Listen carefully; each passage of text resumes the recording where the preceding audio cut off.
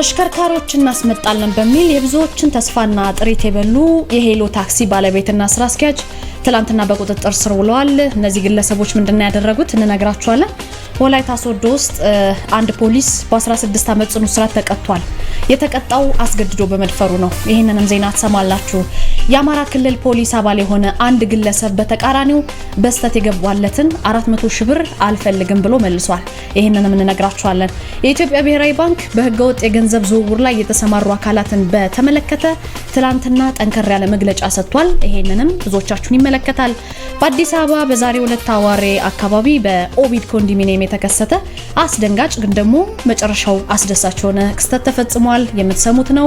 ቲክቶክ እና ዩቲዩብ የማህበራዊ ሚዲያ መድረኮች በአመት ከ2 ሚሊዮን ብር በላይ ገቢ የሚያገኙ የዲጂታል ይዘት ፈጣሪዎች እንቅስቃሴያቸው በንግድ ስራነት ተቆጥሮ ግብር እንዲከፈሉ የሚያደርግ ረቂቅ ህግ ተዘጋጅቷል። ግብር ሊከፍሉ ነው ዩቲዩበር እና ቲክቶከሮች። ይሄ ብዙዎቻችሁ ቲክቶክ እና ዩቲዩበር ስለሆናችሁ እናንተን ይመለከታል። እንዴት ውላችኋል? አሃዱ ኒውስ ኤንድ ፖለቲክስ ዩቲዩብ ቻናላችን ነው። ዛሬ መራረጥናቸውን በጣም ወሳኝ መረጃዎችን አጠር አድርጌ ነግራችኋለሁ። ናርዶስ አለማየሁ ነኝ። በቀጥታ ወደ ዜናው እንለፍ።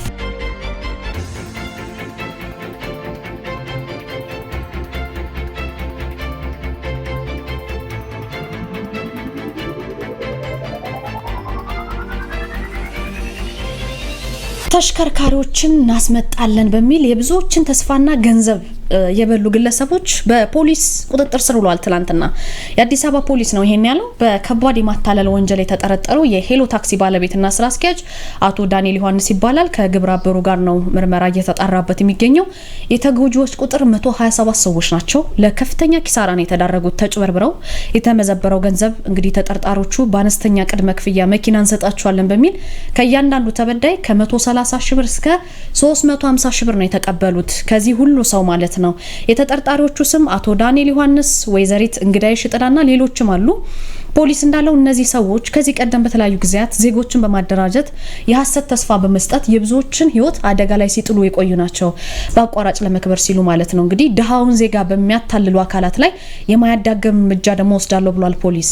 ዜጎች ለተሻለ ሕይወት ያላቸውን ጉጉት እንደ መልካም አጋጣሚ በመጠቀም የሚፈጸሙ እንደዚህ አይነት መሰል ድርጊቶች በፍጹም እንደማይታገሱ ነው ፖሊስ የገለጸው። በዚህ መሰረት የሄሎ ታክሲ ዋና ስራ አስኪያጅ ወይም ባለቤትና ግብረ አበሩ በትላንትናው ዕለት የብዙ ድሆችን ገንዘብ በመመዝበራቸው በፖሊስ ቁጥጥር ስር ሊውሉ ችለዋል።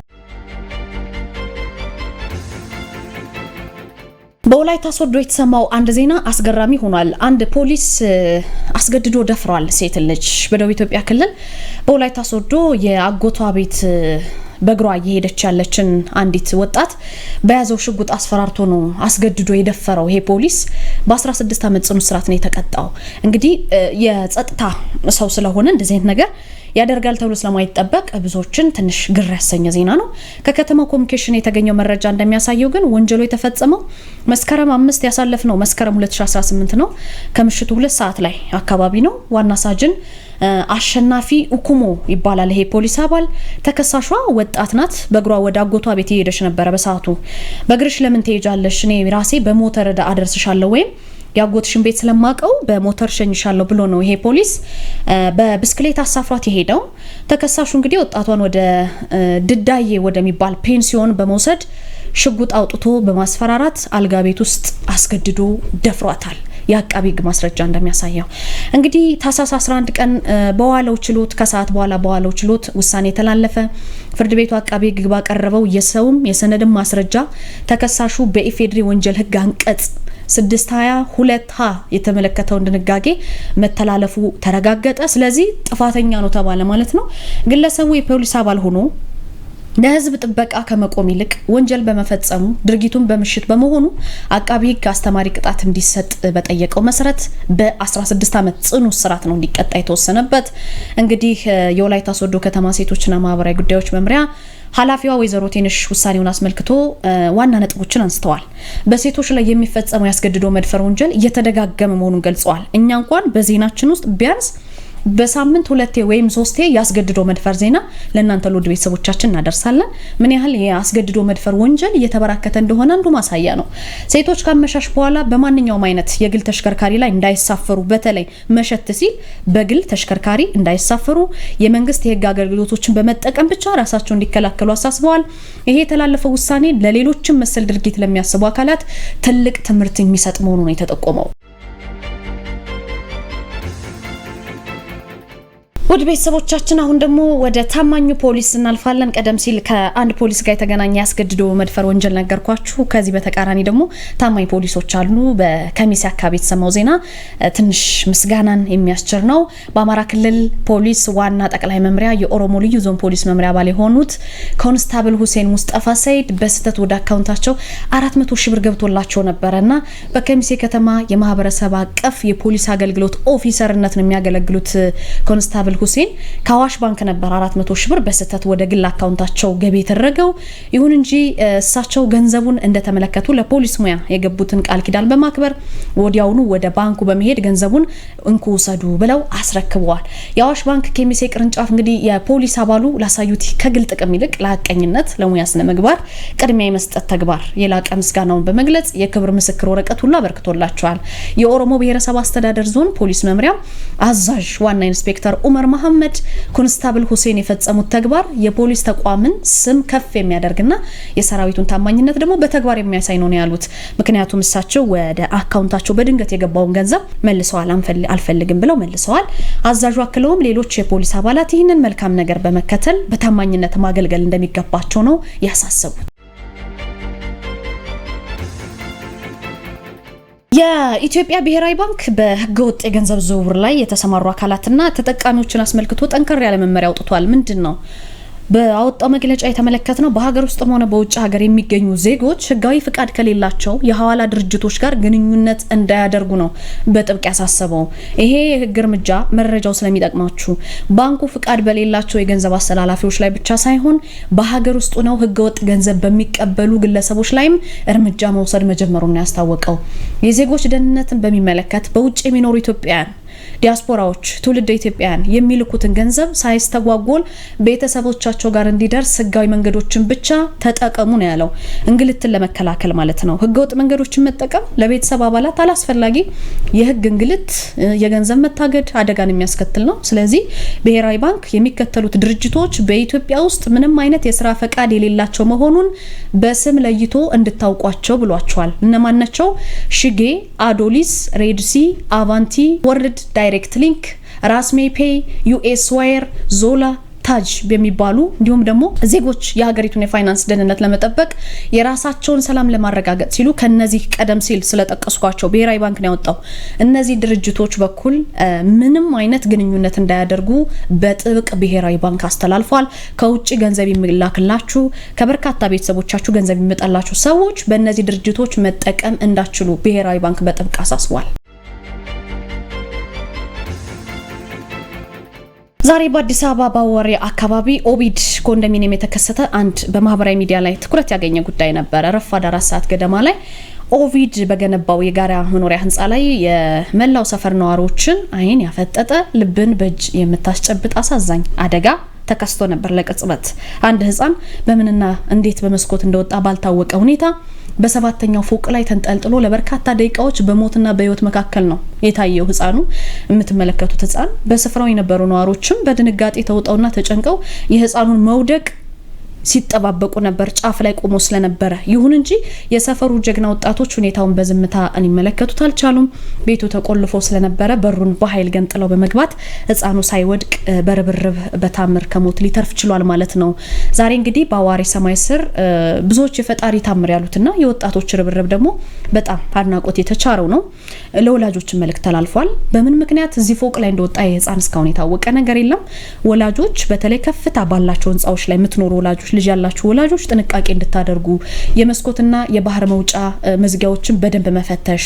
እንግዲህ ይሄ ልጅ በታምር የተረፈው ህፃን ለሁሉም ሰው ማስጠንቀቂያ ወይም ደግሞ መማሪያ ይሆናል በሚል ነው መረጃው የምናደርሳችሁና እንዴት በምን ሁኔታ እንደወጣ ባይታወቅም ግን በታምር ተርፏል። ስለዚህ ወላጆች በከፍታ በተለይ ህንጻው ከፍ ያለ በሄደ ፎቅ ላይ የምትኖሩ ወላጆች ጥንቃቄ እንድታደርጉ መልእክት ተላልፏል ማለት ነው።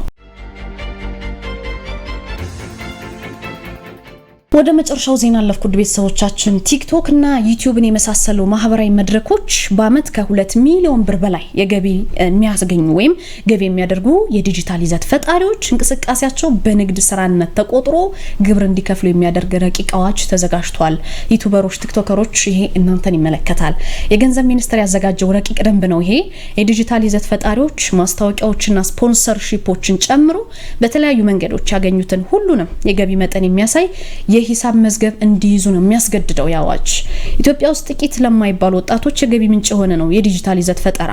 ይሄ እንግዲህ የሚገኘው ገቢ ላይ ታክስ የሚጣልበት ሁኔታ በዝርዝር ተቀምጧል። የገንዘብ ሚኒስቴር ባዘጋጀው የገቢ ረቂቅ ደንብ ማለት ነው። ስለዚህ እንደ የትኛውም ንግድ ግብር ይከፍላሉ ማለት ነው። ከዚህ በኋላ አዋጁ እንደሚለው ከሆነ የዲጂታል ይዘት ፈጣሪዎች ለመጀመሪያ ጊዜ የገቢ ግብር ከፋይ ዝርዝር ውስጥ የገቡት ባለፈው አመት ሐምሌ 2017 በጸደቀው የገቢ ግብር አዋጅ ነበረ። አዲሱ ረቂቅ ህግ እንግዲህ በአዋጁ ላይ የተቀመጡ ድንጋጌዎችን የተመለከቱ ዝርዝር ጉዳዮችን የያዘ ነው። ከ5 ወራት በፊት የጸደቀው አዋጅ ከዲጂታል ይዘት ፈጠራ ገቢ የሚያገኝ አንድ ግለሰብ ወይም ድርጅት ግብር መክፈል እንዳለበት ደንግጓል።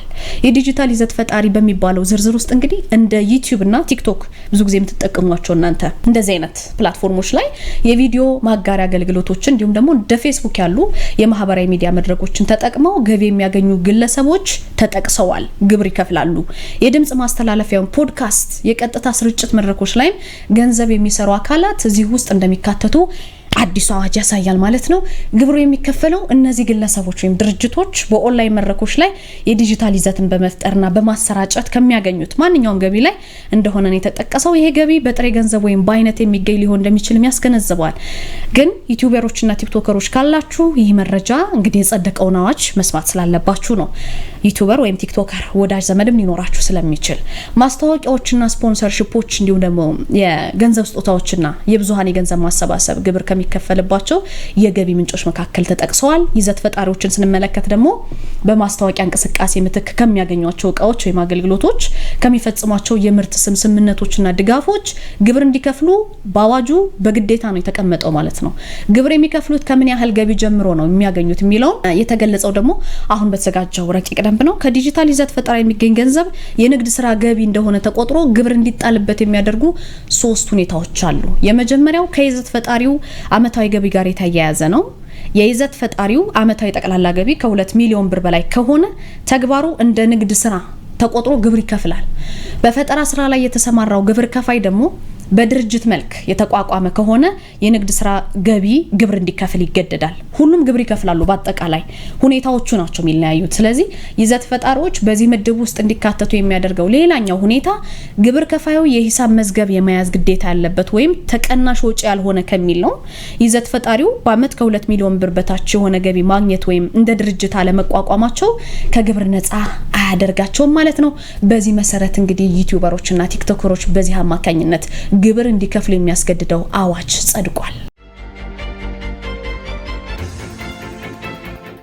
ውድ ቤተሰቦቻችን ለዛሬ ያዝናቸው ከአሀዱ ኒውስ ኤንድ ፖለቲክስ መረጃዎች እነዚህን ይመስሉ ነበር። ናርዶስ አለማየሁ ከእናንተ ጋር ቆይታ አደረኩኝ።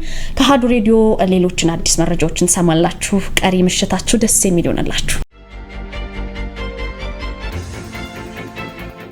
የዕለቱን አሀዱ ልሳን ማለዳ የመራው ታሪኩ ጋሹ በመስተንግዶ ቴክኒኩን በመቆጣጠር ያለም ስራ ዘውዱ እንዲሁም የስልክ ጥሪዎችን ተቀብሎ በማስተናገድ አለም ነው ሹሙ አብረናችሁ ቆይታ እያደረግን እንገኛለን። አንኳር ዘገባዎቹን ከሁሉም እናስቀድማለን።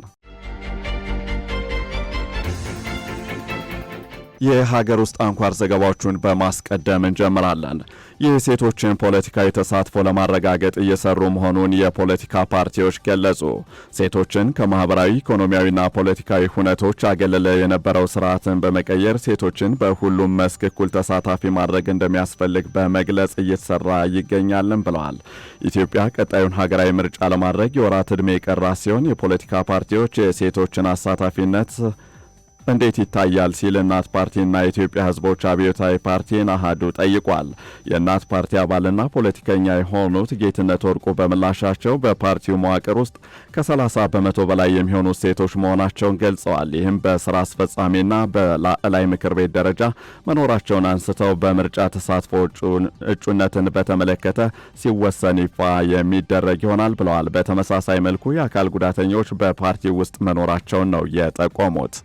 አሁን ባለንበት ሁኔታ መታየት ያለበት ከጎጆ ቤቱ ሳር በሚመዘዝበት ሁኔታ ወይም በተሰራ ጎጆ ቤት ውስጥ አንድ ሳር የመሰካት አይነት ሳይሆን በጥቅሉ ስለ ጎጆው ማውራት፣ ስለ አጠቃላይ ክዳኑ ማውራት ነው ዋጋ ያለው የሚመስለኝ። ስለዚህ ሰላም መጥፎ የለውም፣ በጎ ነገር ነው። አፍሪካ ህብረት ተገኘ አይደል? እዛ ፊርማ ላይ ኢጋድ ተገኘ፣ በጣም ጥሩ ነው። የሚጎለው ያን አሟልቶ ከፋኝ ዱር ቤቴ ብሎ ከገባው ኃይል ጋር ለምንድን ነው አጠቃላይ ንግግር የማይጀምረው? ስለዚህ ምንድነው የጎደለብን? ይሄንን ለማድረግ ይሄን አይነት ወኔ። ሆኖም ግን በኢትዮጵያ ያለው የፖለቲካ ስርዓት ነጻና ደህንነቱ የተጠበቀ አለመሆኑ በፖለቲካ ውስጥ ንቁና በሚፈለገው ልክ ሴቶችን እንዲሁም አካል ጉዳተኞችን ተሳታፊ እንዳይሆኑ አድርጓል ሲሉ ገልጸዋል። የኢትዮጵያ ሕዝቦች አብዮታዊ ፓርቲ ኢህአፓ የስራ አስፈጻሚ አባልና የህዝብ ግንኙነት ኃላፊ የሆኑት ይስሐቅ ወልዳይ ኢህአፓ ካሉት 13 ስራ አስፈጻሚዎች መካከል 4ቱ ሴቶችና አንድ አካል ጉዳተኛን የያዘ ነው ብለዋል። እንዲሁም ኢህአፓ በራሱ የሴቶች ፖሊሲ አለ ያሉት የስራ አስፈጻሚ አባሉ በማዕከላዊ ኮሚቴው ከ30 በመቶ በላይ ሴት አባላት እንዳሉትም ገልጸዋል። በኢትዮጵያ በፖለቲካው ዘርፍ ብቻ ሳይሆን በሁሉም መስክ ሴቶችን ብሎም አካል ጉዳተኞችን ያላቀፈና ያገለለ በመሆኑ አሁንም ቀሪ ስራዎች አሉ ሲሉ የፖለቲካ ፓርቲዎቹ ገልጸዋል። የኢትዮጵያ ብሔራዊ ምርጫ ቦርድ በበኩሉ ምርጫው ሴቶችን እንዲሁም አካል ጉዳተኞችን ያሳተፈ እንዲሆን ለማድረግ እየተሰራ ነው ሲል ገልጿል። በጸደቀው አዋጅ ምክንያት ከ100 ሺህ በላይ ሰራተኞች ስራቸውን እንደሚያጡ የፕላስቲክና ጎማ አምራቾች ማህበር ገለጸ። አፈርን ውሃንና አየርን በመበከል በሰው ጤና ላይ ጉዳት የሚያደርስ አንድ ጊዜ ብቻ አገልግሎት የሚሰጥ ስስ የፕላስቲክ ከረጢቶችን ለመከልከል በሕዝብ ተወካዮች ምክር ቤት የደረቅ ቆሻሻ አያያዝና አወጋገድ አዋጅ ቁጥር 1383/2017 ዓ.ም መጽደቁ አይዘነጋም። የገንዘብና የ5 ዓመት ጽኑ እስራት የሚያስቀጣው አዋጅ የፕላስቲክ ከረጢቶችን በመጠቀም ማምረትና ወደ ሀገር ውስጥ ማስገባት በወንጀል የሚያስጠይቅ አዋጅ ሊተገበር መሆኑ መገለጹም ይታወሳል። አህዱ ከጉዳዩ ጋር በተገናኘ ኢትዮጵያ ፕላስቲክና ጎማ አምራቾች ማህበርን አነጋግሯል። የማህበሩ ተወካይ በረከት ገብረ ሕይወት ለአህዱ በሰጡት ምላሽም ከጥር 23 ቀን ጀምሮ ተግባራዊ የሚሆነው አዋጅ በዚህ ዘርፍ የተሰማሩ ከ100 ሺህ በላይ ቋሚ ተቀጣሪ ሰራተኞችና በተዘዋዋሪ ሚሊዮኖችን ከስራ የሚያስወጣ ነው ብለዋል። ለምርቱ ግብዓት ከማቅረብ ጀምሮ ለህብረተሰቡ እስከሚደርስ ባለው ሰንሰለት በርካታ ዜጎች የሚሳተፉ በት የኢኮኖሚ ዘርፍ በመሆኑ በቀጥታም ሆነ በተዘዋዋሪ በርካቶችን እንደሚጎዳ ነው ያነሱት። በተጨማሪም በዘርፉ የተሰማሩ አምራቾች ተኪ ምርት ወደ ማምረት እስከሚገቡ ድረስ ተጨማሪ የሽግግር ጊዜ መንግስት መስጠት አለበት ሲሉም ጠይቀዋል። ምርቶቹን ለመተካት በቂ ጊዜ ባለመሰጠቱ በተባለው ጊዜ ውስጥ ወደ ስራ መግባት የሚቻል አለመሆኑንም ነው የገለጹት። አምራቾች እንደመሆናቸው መጠን የአዋጁን ረቂቅና ዝግጅት ሂደት ውስጥ ሚናቸው የተገደበ እንደነበረም ገልጸዋል። ልክ እንደ ሌላው ህብረተሰብ ነው በመጀመሪያ ደረጃ የሰማነው ያሉት አቶ በረከት ቅሬታቸውን የሚመነጨው ተሳታፊነት ከማጣታቸው ጀምሮ መሆኑን አስረድተዋል።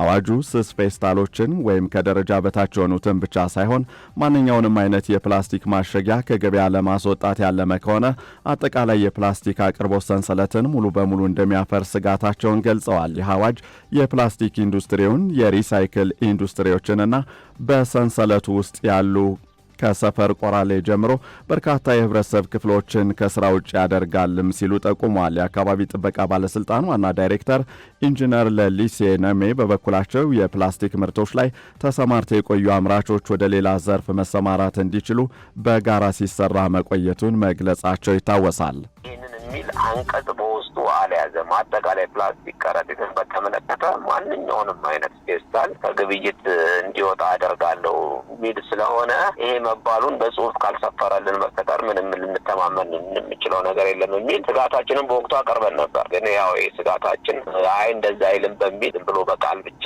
ታለፈ። ያው እኛ የፈራነው ጉዳይ ደረሰ ማለት ነው። ስለዚህ አዋጁ አሁን አካባቢ ጥበቃ ባለስልጣን እየገለጸ ባለው መልኩ ሁሉንም አይነት ፌስታሎችን አስቆማለሁ የሚል ነውና ይሄ ደግሞ ያው ፕላስቲክ ኢንዱስትሪውን ቶታሊ ስራ እንዲያቆም የሚያደርግ ነው። በቀጥታ ግብአት የሚያቀርቡ በሰፕላይ ቼን ውስጥ ያሉ ከሰፈር ቁራሌው ጀምሮ በየቦታው ለመልሶ ጥቅም የሚውሉ የወዳደቁ የፕላስቲክ ተረፈ ምርቶችን የሚያቀርቡ አካላት በቀጥታ ቅጥር በመቶ ሺዎች ለሚቆጠሩ ሰራተኞች፣ አጠቃላይ በተዘዋዋሪ ግን በሚሊዮን ለሚቆጠሩ ዜጎች የስራ ዕድል የፈጠረውን ሴክተር ከኢኮኖሚ ውጭ ማድረግ ፈጥረውን ማህበራዊ፣ ኢኮኖሚያዊና ፖለቲካዊ አደጋ ባለን አቅም በሙሉ ለማስገኘት ለማስገንዘብ ሞክረናል። አቶ በረከት ኢንዱስትሪዎች ወደ ወረቀት ማሸጊያ ምርት እንዲሸጋገሩ የሚለው ሀሳብ ተግባራዊ ለማድረግ እጅግ ውስብስብ መሆኑን ነው ያብራሩት። ወደ ወረቀት ማሸጊያ የመሸጋገር ቴክኖሎጂ አዲስ በመሆኑ ነባሩን መሳሪያ መጠቀም እንደማይቻል ነው የተናገሩት። አንድ ባለሀብት አዲስ ኢንቨስትመንት ተግባራዊ ለማድረግ በቂ ካፒታል ያስፈልገዋልን ብለዋል። አሁን የተሰጠው የሽግግር ጊዜ በተግባር 1 ወይም 2 ወር የቀረው በመሆኑ በቂ አይደለም። ምክንያቱም አዳዲስ ማሽነሪዎችን ወይም ቴክኖሎጂዎችን መምረጥ፣ ኩባንያ ማምጣት፣ የውጭ ምንዛሬ ማግኘት፣ የጉምሩክ ስርዓትን መከተል ትክክለኛ ጊዜ ይወስዳልም ብለዋል። የፕላስቲክ ማሸጊያ በአብዛኛው የሚሰራው ከወዳደቁ ግብዓቶች በመሆኑ የውጭ ምንዛሬን ይቆጥባልም ሲሉ ተናግረዋል። የወረቀት ኢንዱስትሪ ግን የፐልፕ ኢንዱስትሪ ሀገር ውስጥ ስላልተቋቋመ ወረቀቶችን ወይም ግብዓቶችን ከውጭ በከፍተኛ የውጭ ምንዛሬ ማስመጣት ይገባል። ይህም ሀገርን አላስፈላጊ ጫና ውስጥ ይጥላል ሲሉም አክለዋል። አሁን እነዚህ ኢንዱስትሪዎች ወደ ሌላ ኢንዱስትሪ ይሸጋገሩ ሲባል የአስቻይ ጊዜ ያስፈልጋል የምንለው እኮ በምክንያት አሁን ኢንዱስትሪ ስንል ስለ አንድ ፋብሪካ አይደለም የምናወራው። አሁን ከዚህ ከፕላስቲክ ማሸጊያ ወደ ወረቀት ማሸጊያ ሽግግር ሲባል ቴክኖሎጂው አዲስ ነው። እኛ የምንጠቀመው መሳሪያ ተጠቅመ መስራት የምትችለው ነገር አይደለም። ስለዚህ አንድ ባለ ሀብት እኔ አሁን ወደዛ እንኳን ሽግግር አድርግ ብትለኝ እኔ እንደ ምሳሌ ብጠቅሰኝ አንደኛ ለዛ የሚሆን በቂ ካፒታል ሊኖረኝ ይገባል። አዲስ ኢንቨስትመንት ነው ቶታሊ ማለት ነው። የፕላስቲክ ከረጢት ኢንዱስትሪው እዚህ የደረሰው በአመታት የቅብብሎሽ የእድገት ደረጃ ነው እንጂ ኦቨርናይት እዚህ ያልደረሰ። ስለዚህ እነዚህ ፋብሪካዎች አሁን ኦቨርናይት ቆመው ሁሉም በአንድ ጊዜ ወደ ወረቀት ማሸጊያ ሊገባ ፈጽሞ አይችልም። ይሳል ደግሞ ከወረቀት በተለየ ምን አድቫንቴጅ አለ ብሎም ደግሞ ሊታይ ይገባል። አምራቾቹ አዋጁን ሙሉ በሙሉ አልተቃወሙም። ነገር ግን በአዋጁ ውስጥ የተካተቱ አንዳንድ ሀሳቦች ሊታረሙ ይገባል የሚል አቋም እንዳላቸው ነው የገለጹት። ሀቀኛና ትክክለኛ አስቻይ ሽግግር ፍኖተ ካርታ ሊቀመጥለት ይገባልም ብለዋል።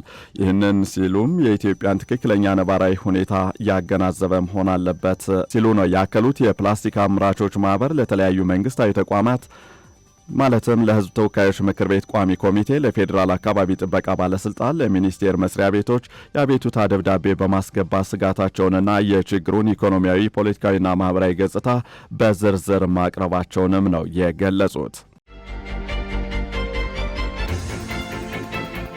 ኮሚሽኑ በሕገ ወጥ መንገድ ሊሸጥ የነበረ ከ49 ሚሊዮን ካሬ ሜትር በላይ መሬት ማስመለስ መቻሉን አስታወቀ።